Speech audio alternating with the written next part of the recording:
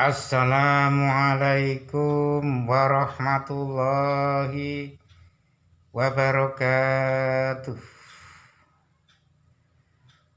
Selamat sore kepada semua pemirsa, YouTuber, dan para pendengar YouTube kami, YouTube Bengkel Kehidupan Hati ini, yang mana sore ini akan kami bahas tentang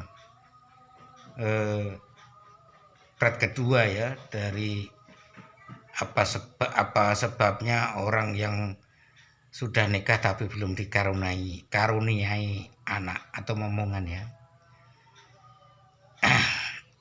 Ya, sebelum kita bahas untuk part kedua ini, tolong untuk pemirsa, untuk semua pendengar setia dari YouTube Bengkel Kehidupan Hati ini, tolong kasih like, komen, share-nya ya kepada semua kawan supaya bisa membantu membangun channel YouTube Bengkel Kehidupan Hati ini. Amin. Jadi intinya di dalam kita menyukuri hidup ya, kita harus benar-benar merasakan keikhlasan dari kedua belah pihak. Kemarin sudah kita bahas si yang laki-laki dan yang perempuan. Sekarang kita tambahi yang kedua ya. Kemarin yang kesatunya sudah, sekarang yang kedua. Intinya kita kalau dalam Islamnya harus bisa menauhidkan dari segala rasa syukur kepada Allah Subhanahu wa Ta'ala atau kepada Sang Maha Pencipta. Ya. Satu dari sifat kejujuran, baik kejujuran di dalam masalah keluarga, baik kejujuran di dalam masalah kerja untuk keluarga, kita harus jujur, baik menjalani pekerjaan itu dengan penuh kasih dan penuh sayang. Ya, ini untuk yang laki-laki ya. Terus kita harus punya rasa sifat welas asih kepada semua umat manusia. Jangan merasa kita sudah paling sempurna, jangan merasa kita sudah istilahnya mentang-mentang kita sudah berkeluarga, bersuami, terus kita nggak bisa menghargai satu sama lainnya, jangan ya. Dan jangan sekali-kali meremehkan orang yang banyak kekurangan ya. Jangan sekali-kali meremehkan orang yang tidak mampu ya, tidak mampu dari segi hal kebutuhan hidup, ekonomi hidup, ataupun mungkin pengalaman hidup. Jangan sekali-kali ya, jangan punya prinsip yang angkuh, yang meninggikan istilahnya power keangkuhan. Jangan.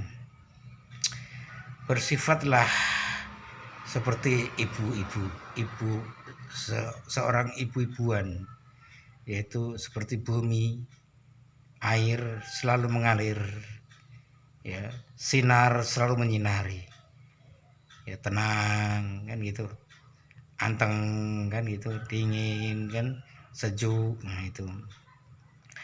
Jadi baik yang lanang baik yang perempuan itu harus bisa manunggali rasa. Jadi bisa dikatakan itu tauhid dalam menjalani hidup. Baik dalam kehidupan apapun itu harus selalu bersatu, saling mengisi, saling mendukung. Kalau ada masalah diselesaikan secara kekeluargaan di dalam kamar ya. Masalah apapun itu namanya keluarga, harus saling mengisi, saling cerita ya. Dan dari segi istilahnya tutur kata, misalnya ada orang tua itu menasihati, le atau nak, kamu jangan begitu, kamu harus begini. Jangan sekali-kali ngeremehkan orang itu, karena itu anggaplah itu teguran dari Yang Maha Kuasa melalui bibir orang tua itu. Ya, bukan hanya orang tua, orang yang muda, tapi hakikatnya pikiran sudah dewasa, itu pun harus kamu hargai.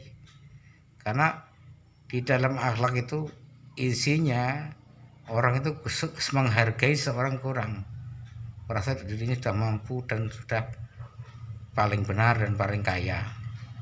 Jadi menganggap orang tadi remeh, sepele, kecil.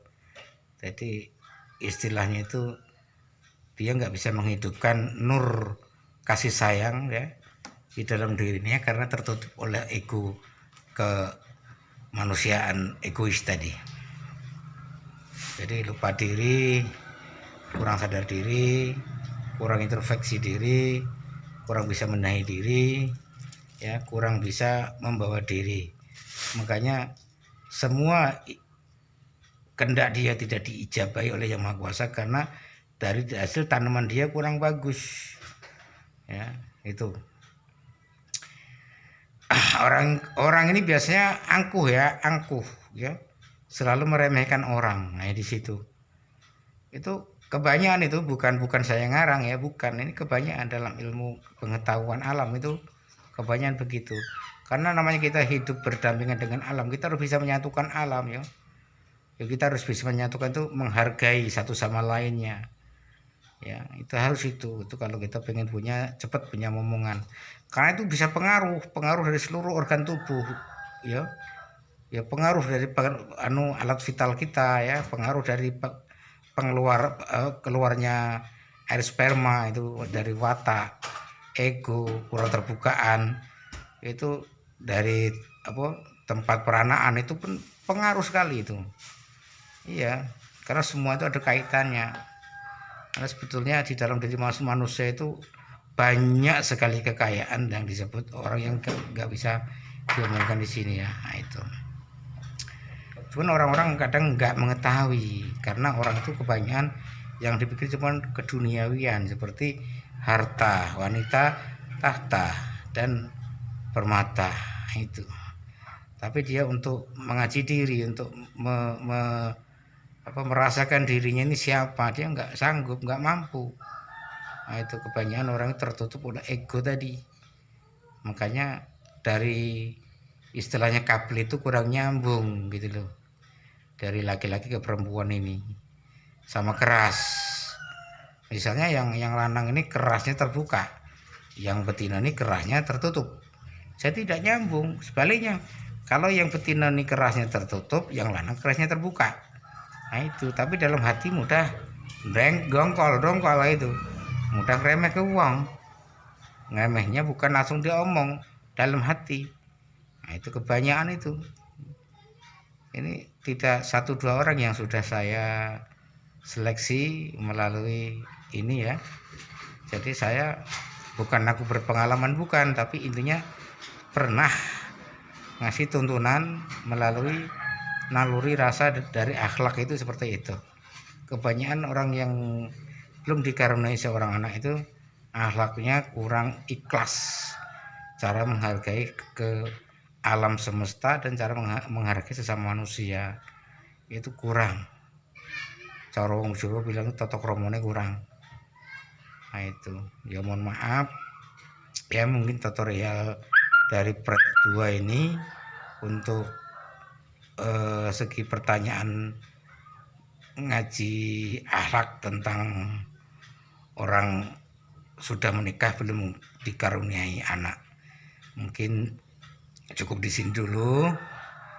Lebih dan kurangnya dari tutur kataku, baik caraku yang kurang sopan, kurang bijak di dalam kami bicara ya, atau mungkin kurang berkenan, kami sebagai manusia biasa mohon maaf yang sebesar-besarnya ya.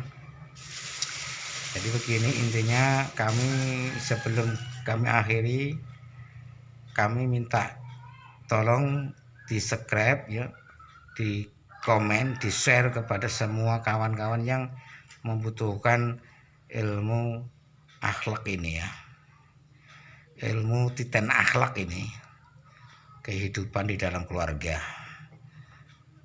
Jadi mungkin cukup sekian dari tutorial YouTube bengkel kehidupan hati ini, ya, semua sahabat-sahabat mudah-mudahan selalu diberikan kesehatan, panjang umur, murah rezeki. Yang belum punya jodoh biar cepat didatangkan jodohnya, yang belum punya pekerjaan ya supaya cepat dapat pekerjaan, ya. Oke, gitu saja para sahabat dan kawan-kawan kami setiap mendengarkan YouTube dari bengkel kehidupan hati, ya. Akhirul kalam, assalamualaikum warahmatullahi wabarakatuh.